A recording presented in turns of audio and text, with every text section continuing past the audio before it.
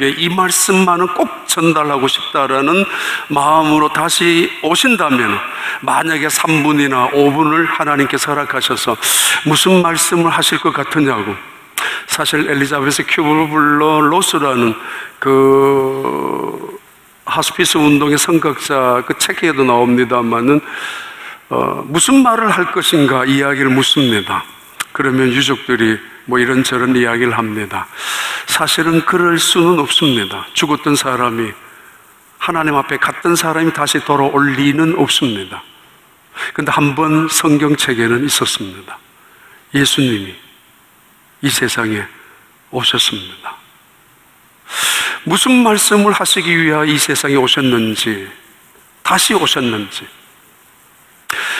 그 말씀이 얼마나 중요하고 얼마나 긴박하고 절실했는지, 그래서 하나님도 그 예수님을 갔다가 오라고 하셨는지, 도대체 그 말씀이 무엇인지 예수님은 다시 오셨습니다. 예수님이 이 세상에 3년 동안 계시면서 백성들에게 말씀을 가르쳐 주셨고, 그리고 하나님의 나라를 선포하셨습니다. 그리고는 부활하시고 40일 동안이나 다시 말씀하셨고, 다시 가르치셨고, 다시 여러 가지를 그들에게 교훈을 주셨습니다. 그리고는 승천하셨습니다. 승천하신 예수님께서 40년, 50년, 적어도 60년 만에 다시 이 땅에 내려오셨습니다. 무슨 말씀을 하시고 싶어서, 얼마나 그 말씀이 중요한 말씀이었는지 그 말씀을 하시고 싶으셔서 예수님이 이 세상에 다시 내려오셨습니다. 그리고 하나님도 갔다가 오라고 하셨습니다. 왜? 아니, 그 말씀이 무엇이었을까요? 지난 부활주일 때 우리 교회는 40명의 임직자를 세웠습니다. 대부분의 사람들, 지금 2달 가까이 교육하고 훈련 통해서 느꼈지만은 대부분의 사람들은 미안해하고 또 미안해하는 마음도 있었습니다.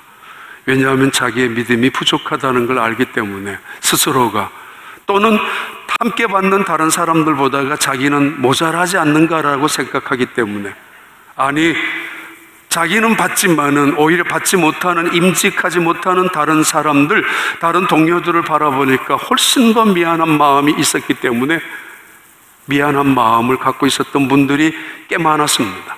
그러면서도 고마운 마음, 감사한 마음도 있었습니다.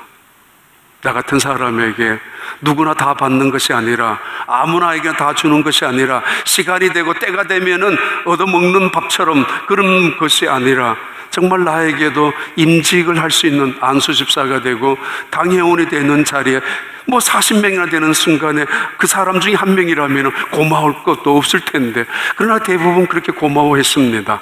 그리고는 수요 예배에도 안 나오던 분이 나오시고, 새벽 기도에도 안 보이던 얼굴이 보이기도 하고, 개인이 민망할 수도 있을 텐데 그것을 감수하고라서라도, 그리고 봉사하고 싶어서 어떤 것을 봉사하기를 원하느냐고, 내가 어디 가서 봉사하고 그거를 원하는 사람들도 있었습니다. 그런데 때로는 다는 아닙니다.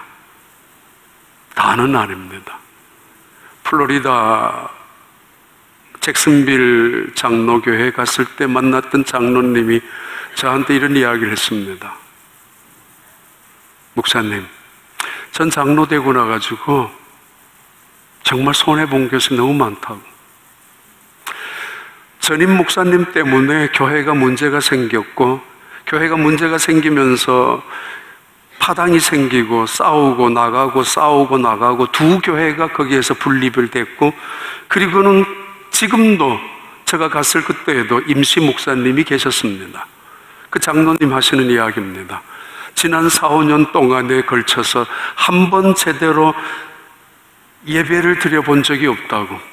사람들을 보면서 저 사람이 내 편인가 아닌가 그것부터 생각하고, 저 사람이 어떤 사람인가 저울질하면서, 예배는 있었지만 은혜 한 번 받지 못했고, 봉사와 섬김은 있었지만 감사도 하지 못했고, 순종도 없었다고. 나도 이 교회를 벗어나고 다른 데 가서 마음껏 은혜 받고 싶었지만은 장로라는 것 때문에 그럴 수가 없었다고. 그래서 그분은 그 아들의 모습을 보면서 그 아버지 어머니가 와 계셨는데 한국에서 와 계시다가 그 아들 꼴을 보고 그리고 교회 그 모습을 보면서 한국으로 돌아가셨다는 이야기도 하셨습니다. 예수님은 이 세상에 왜 오셨을까? 다시 60년 가까이. 아마 예수님이 계셨을 때는 교회가 없었습니다. 미처 교회가 생기지 않았지만은 오순절 성령 강림의 사건을 통하여 교회가 세워지고, 교회가 세워진 다음에 예루살렘 교회 120명이 3,000명, 그리고는 그 예루살렘 교회가 사마리아 교회로, 사마리아 교회가 다메섹과 가이사라로, 빌립보로, 더 나아가서 결국은 계속하고 있는 사도행전의 수리아 안디옥 교회로 전파되기 시작하고, 수리아 안디옥 교회에서 사도 바울을 통하여 온 세계의 교회가 세워지기 시작했습니다. 그러면서 교회가 세워지면서 집사가 이루어지고 권사가, 장로가 또는 감독이, 목사가 세워지면서 예수님께서 생각하는 것이 있었을 것입니다. 교회가 세워지면서 꼭 하시고 싶은 말씀이 있었습니다. 이것만큼은 성도들에게 들려주고 싶었던 말씀이 있었습니다. 그 말씀이 요한계시록 3장 14절부터 나오는 17절, 그리고 3장 1절에 나오는 말씀입니다. 라오디게아 교회 교인들에게 이렇게 말씀하십니다. 아멘이시여, 충성이시여, 참된 증인이신, 그리고 천지를 창조하신 나 여호와, 이 영을 가지신 예수께서 너희들의 모든 것을 아는데, 너희들은 나는 부자라, 그래서 부족한 것이 없다고 하지만은 내가 봤을 때 너희들은 곤고한 것과 가련한 것과 가난한 것과 불쌍한 것과 눈먼 것과 벌거벗은 것을 알지 못한다고. 예수님께서 라오디게아 교회 교인들을 향하여 그 말씀을 하셨습니다. 아니, 그 말씀을 하시기 위하여 60년 만에 승천하셨던 예수님은 다시 이 땅에 급하게 오셨고, 아니 그 교회를 위해서가 아니라 2000년 이상 후 예수님이 다시 오시는 그날까지 교회 생활을 하는 성도들을 위하여, 교회에서 특별히 직분을 갖고 있는 성도들을 위하여 신앙생활은 어떻게 해야 될 것인가를 주의 혹은 경고, 아니 그들을 사랑하시기 위한 예수님께서 다시 오셨고, 하나님은 그 예수님을 다시 가셔서 이 말씀하라고 허락해 주셨던 말씀입니다. 3장의 4대 교회에도 말씀하셨죠. 너희는 살았다고 하는 이름은 가졌지만은 죽은 자로다고. 예수님은 그 말씀이 너무도 귀한 말씀이기 때문에 재림 때 오셔야 되는 예수님께서 다시 하나님 앞에 긴박하게 허락을 받으셔서 내려오셔서 하셨던, 사도 요한에게, 반모섬에 있었던 요한에게 오셔서 하셨던, 그리고 기록하라고 하셨던, 그리고 오늘 우리에게 들려주시는 말씀입니다. 이 세상에 억울한 사람들이 있습니다. 직업병이라는 거 있죠. 서서 일하는, 하루 종일 일하는 그런 공장에서 일하는 사람들, 결국은 그거와 관계되는 병을 얻을 것이고, 화학물질을 갖고 사용하는 사람들, 장기의 손상이나 기관지에 혹은 손끝에 어떤 상처가, 데미지가 이루어지게 될 것이고, 혹은 여러 가지 직장을 다니는 사람들, 큰 공장에서 기계 소리가 나는 공장에 다니는 사람들, 기가 아마 먹을 것이고, 한 30년, 40년 일하다가 보면은 오랜 시간, 그건 어쩔 수 없다고 할지라도 병 고치기 위하여 병원에 갔다가 또 다른 병을 얻는 사람들, 그럴 일은 별로 없지만 그래도 이것만큼 안타깝고 억울한 일이 어디 있습니까? 또 다른 이상한 게 걸려올 수도 있는 경우도 없지 않아 있기 때문에. 그러나 이보다 더 억울한 것은 교회에 와서 얻는 병입니다. 근심과 걱정을 내려놓기 위하여, 그래서 마음의 평안을 얻기 위하여 교회에 찾아왔었고, 죄로부터 자유와 죽음으로부터 영원한 영생을 얻기 위하여 교회에 찾아왔는데, 때로는 두려움과 불안을 극복하고 때로는 절망 속에서 소망을 얻기 위하여 교회에 왔는데, 오히려 교회에 와서 근심 위에 근심을, 상처 위에 상처를, 두려움 위에 두려움을, 미움과 증오와 보복, 아니 원망과 불평까지 마음속에 가득 갖고 있는 사람들, 그 사람들 교회에 와서 억울한 사람들입니다. 병 얻은 사람들입니다. 그들이 바로 서기관과 바리새인들입니다. 그들이 만약에 하나님의 말씀을 몰랐다면, 차라리 몰랐다면, 세리라고 창기라고 여기는 죄인들이었다면 예수님 앞에서 무릎을 꿇고 예수님의 은혜를 받았을 텐데, 그들은 하나님의 말씀을 가르치는, 하나님의 말씀을 선포하는 세리였습니다. 그것 때문에 그들은 예수님 앞에서 한 번도 가슴을 치며 눈물을 흘리며 은혜를 받아본 적이 없었습니다. 더 무서운 병에 걸린 바리새인들, 그들이 만약에 그렇게 의로운 척하지 않았다면, 아니 그렇게 잘난 척하지 않고 살았더라면, 구제와 금식과 기도를 남들 보는 데서 하지 않았었더라면, 그것이 의가 되지 않았었더라면 그들은 그런 병에 걸리지 않았을 것입니다.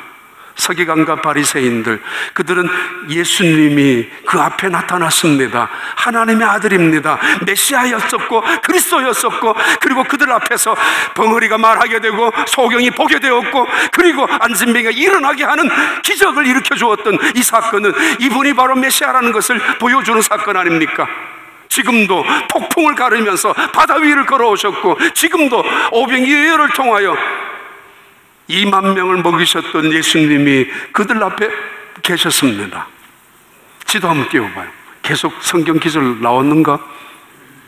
나왔어요? 유대 지역과 예루살렘, 이 북갈릴리, 예수님은 언제나 북갈릴리 지역에서 대부분 사역하셨는데, 북갈릴리 지역 중에서 한번 확대해봐요. 이 갈릴리 호수 속에 오른쪽 베세다에서 오병이어의 기적을 베푸셨던 예수님이십니다. 바로 그날 밤에 이 바다를 건너서 게네사렛에 계셨습니다. 이 게네사렛에 계시는 예수님께서 폭풍 속에 이 바다를 건너가셨습니다. 바다 위를 걸어가셨던 분입니다. 게네사렛에서 수많은 병자들이 예수님의 옷자락에 손을 대기를 원하며 나왔었는데, 그때 모든 병자들이 병을 고치기 시작합니다. 바로 이때 서기관과 바리새인들이 예루살렘에서 내려옵니다. 지역적인 의미로 내려온 것이 아니라 산헤드린 공의에서 파송한 대제사장과 서기관과 바리새인들, 그 일당들이 예수님을 책잡기 위하여 대표 검찰관처럼 파송한 사람들이 바로 이 게네사렛에 계셔서 활동하고 계시는 예수님을 찾아오셨습니다. 그것이 본문의 이야기입니다. 빨리 요약을 하겠습니다. 지나가요. 15장 1절, 2절, 3절 띄워봐요. 자, 우리 함께 읽습니다. 그때 바리새인과 서기관들이 예루살렘으로부터 예수께 나와 이르되 2절, 당신의 제자들이 어찌하여 장로들의 전통을 범하나이까? 떡을 먹을 때 손을 씻지 아니하나이다 라는 것이 문제 제기이고, 오늘 문제 발단의 시작입니다. 정말 그들 앞에서 가난한 자가, 병든 자가, 소외된 자가, 불쌍한 자들이, 죄인들이 용서를 받고 평안을 얻고 제사함을 받고 하나님의 은혜를 누리고 있는 순간인데, 이들은 그거와 전혀 상관없습니다. 지금 그들 앞에서 병자가 치유되는 놀라운 기적적인 사건 속에서 이분이 바로 하나님의 메시아라는 사실을 명백히 보여주고 있음에도 그들은 전혀 상관도 없이 오히려 예수님을 길을 막고 눈을 감고 그 예수님을 죽이려고 혈안이 되어 있습니다. 그때에 바로 예수님의 기적의 현장에, 사역의 가장 정점에 있었을 그때에 그들이 예루살렘에서 내려와서 예수님을 향하여 질문합니다. 당신의 제자들 어찌하여 밥을 먹을 때 손을 씻지 않느냐고, 왜 장로들의 전통을 범하고 있느냐고, 깨뜨리고 있느냐고. Why do your disciples break the tradition of elders? 왜 장로들의 전통을 깨뜨리고 있느냐라고. 그게 뭐예요? They don't wash their hands before they eat. 밥을 먹기 전에 그 제자들이 손을 씻지 않고 있단 말입니다. 이 말씀을 들은 예수님께서 하시는 말씀입니다. 대답입니다. 3절부터 4절까지 우리 함께 읽습니다. 대답하여 이르시되 너희는 어찌하여 너희의 전통으로 하나님의 계명을 범하느냐. 4절, 하나님이 이르셨으되 내 부모를 공경하라 하시고 또 아버지나 어머니를 비방하는 자는 반드시 죽임을 당하리라 하였거늘. 주제가 두 가지가 있습니다. 하나의 주제는 외식하는 사람들. 예수님께서 그들의 거짓된 믿음, 폭로하고 있고, 또 하나는 예수님은 그들의 잘못된 것을 이끌어 나가는 또 다른 주제가 있는데, 부모님에 대한 효도와 부모님에 대한 공경, 부모님에 대한 순종의 계명으로 그들을 이끌어가고 있습니다. 그들이 치명적으로 이 계명을 범하고 있기 때문입니다. 예수님께서 이렇게 말씀하십니다. Why do you break command of God? 하나님의 계명을 너희들 왜 범하느냐고. 유대의 전통, 유대 장로들의 전통, 사람들의 유전, 이것을 지키기 위해서 하나님의 계명을 정작 범하고 있는 이 사람들, 원래 취지는 계명을 잘 지키기 위해서 유전으로 내려오는 전통이 있었습니다. 계명을 더욱더 잘 지키기 위하여 구전으로 내려온 전통들이 있었던 게 사실입니다. 그런데 이 구전으로 내려온 전통이 때로 시간이 지나면서 점차적으로 하나님의 계명을 무시하고, 더 나아가서는 하나님의 본래 뜻을 업신여기고 하나님마저도 뒤로 제치면서 자기들이 만든 구전을 더 앞장 세우고 있었습니다.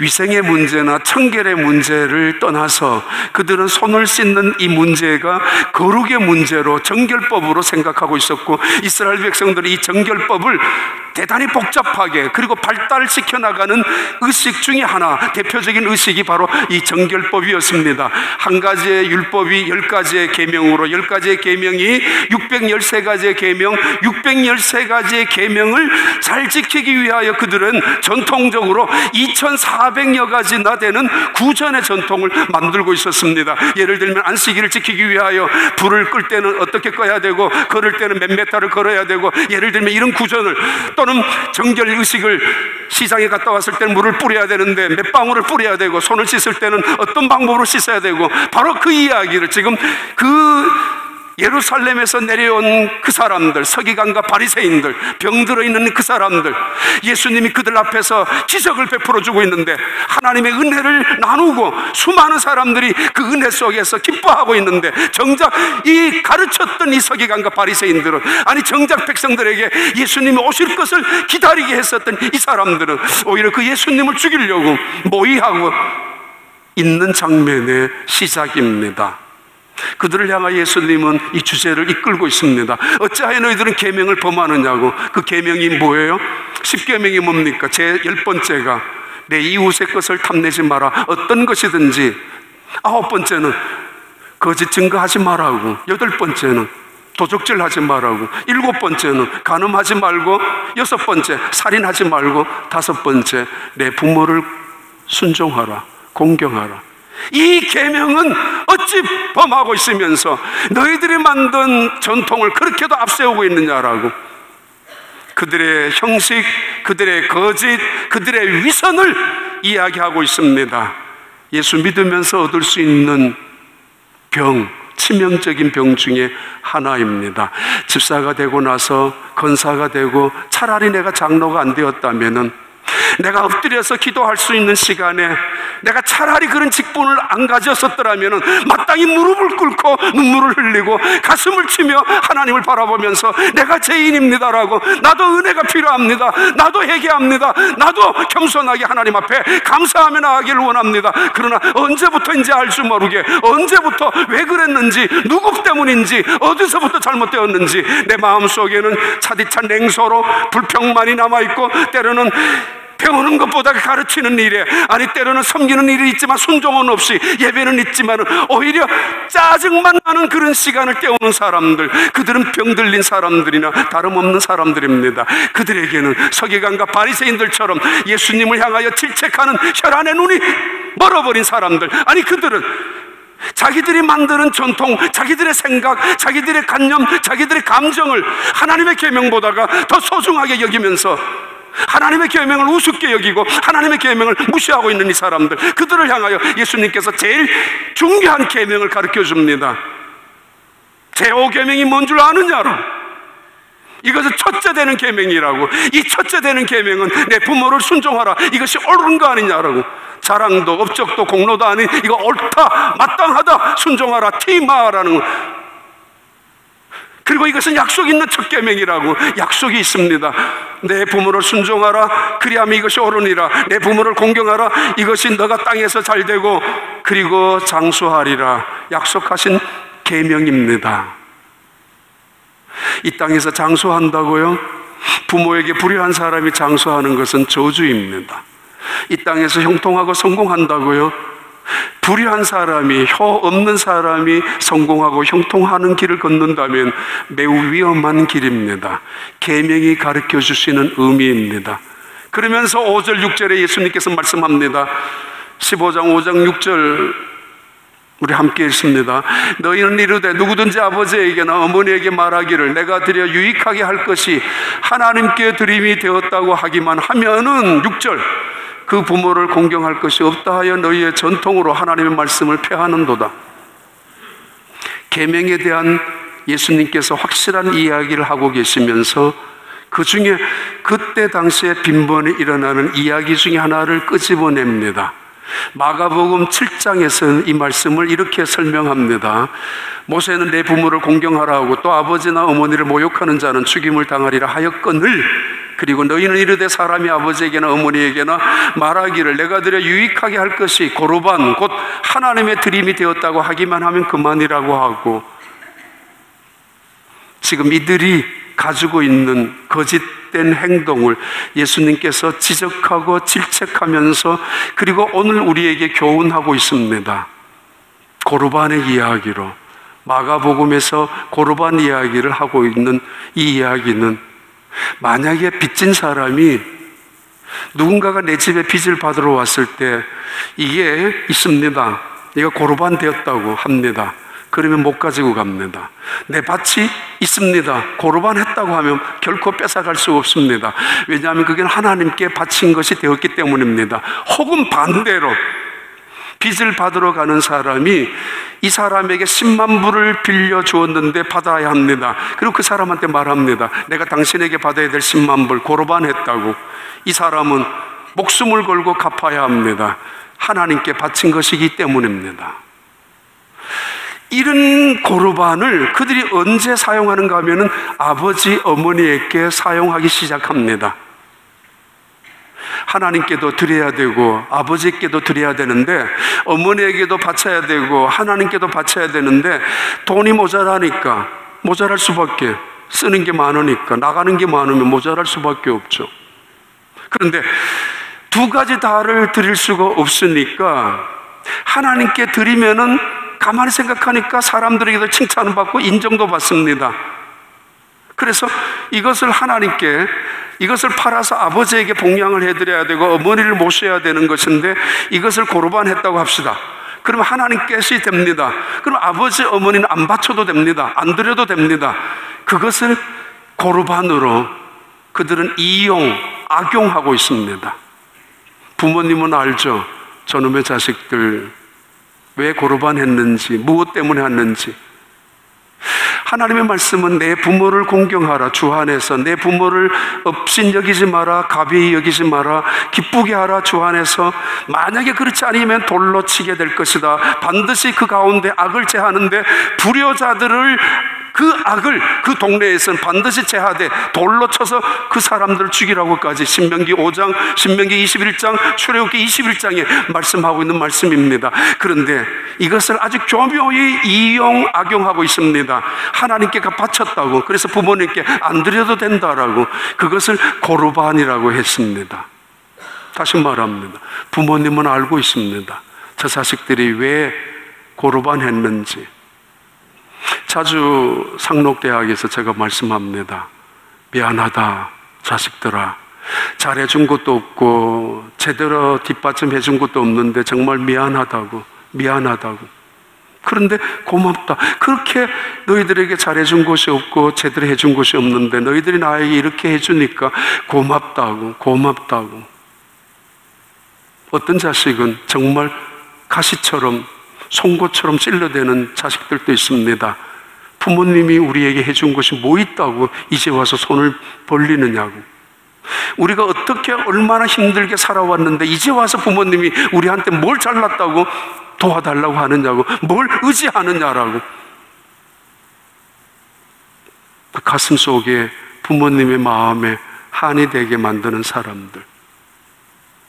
예수님은 지금 이 서기관과 바리새인들을 향하여 부모님을 불효하고 있는 그들, 잘 믿는다고 하면서 장로의 유전을 지키면서 가장 세상 사람들에게 존경을 받고 세상 사람들에게는 칭찬받고 있고 사랑 많은 사람이라고, 덕의를 세우는 사람이라고 인정받는 그 사람들, 그들의 거짓과 위선을 정확하게 폭로하고 질책하고 있고 있습니다.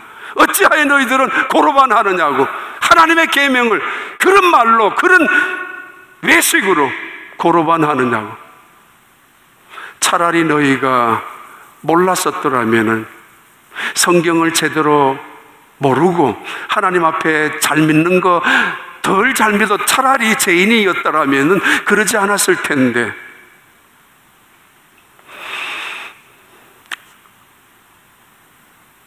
지난 한 주간 동안 많은 생각을 해보았습니다. 보스턴에 갔을 때 거기 장로님은 이렇게 이야기하셨습니다. 목사님, 저는 정말 장로되고 복을 많이 받은 사람입니다. 그것이 저에게 생명줄이었고 그것이 저에게 축복의 줄이었습니다. 형식적으로, 습관적으로, 가식적으로, 위선적으로 예수를 믿을 수 있고, 그러다가 보니까 계명은 무시하고 하나님 무시하고 사람 중심에서 나아가는 사람들, 하나님보다가 사람의 유전을 앞세우고 나아가는 사람들, 그러다가 보면은 하나님과 나와의 관계 속에 있는 모든 것을 잃어버리고 맙니다. 그 중에 첫 번째 되는 것이 하나님을 사랑하는 마음, 두 번째 첫 계명이 부모님을 사랑하는 마음, 이것을 잃어버린 채로 유전을 끌어안고 있는 사람들, 그들은 결국은 서기관과 바리새인처럼 교회에 와서 억울한 병을 얻는 사람들입니다. 부모님, 그분의 이름은 뭘까요? 짐덩어리예요, 우리에게? 아니면 부담입니까? 부모님, 그분들의 이름은 뭐예요, 우리에게? 기쁨입니까? 힘입니까? 하나님 우리에게 주신 축복입니까?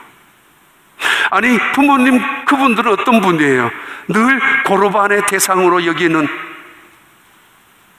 그냥 한 번쯤 효도 관광이나 효도 잔치나 보내주고 뭐 그런 식으로 끝내버리는 고로반 대상입니까? 아니면은 하나님께서 우리에게 주신 하나님의 대리자입니까? 루터는 부모님은 하나님의 대리자로 우리 곁에 있다고 말씀합니다. 하나님은 등이 없으시니까 우리에게 부모님을 통하여 등을 빌려주시고, 하나님은 미처 우리에게 손을 갖고 도와주지 못하니까 부모님의 손을 통하여 우리를 이끌어 가시는 분이라고, 하나님의 대리자로 하나님께서는 우리에게 부모님을 세우셨다고 합니다. 우리가 그 하나님의 대리자를 어떻게 대하느냐, 이것은 바로 믿음의 성패가 됩니다. 이번 한 주간 여러분 가정에 만약에 누군가가 다시 왔을 때 무슨 말씀 하실 것 같아요? 돌아가신 분이, 너 제발 그 길로 가면 안 돼, 너 이렇게 살면 안 돼, 돈 이거 별거 아니야, 이거 뭐 성공 그것도 중요한 거 아니야, 이 땅에 살아가는 거 정말 가장 가치 있는 일이 뭔 줄 알아? 죽고 나서 천국에 가서 보니, 혹은 설마 지옥에 있다가 보니까 이것만은 해주고 싶은 말을 자식들에게 전달해주고 싶다면 어떤 말일 것 같아요? 아니면 여러분은 여러분의 자녀에게 무엇을 들려주고 싶어요?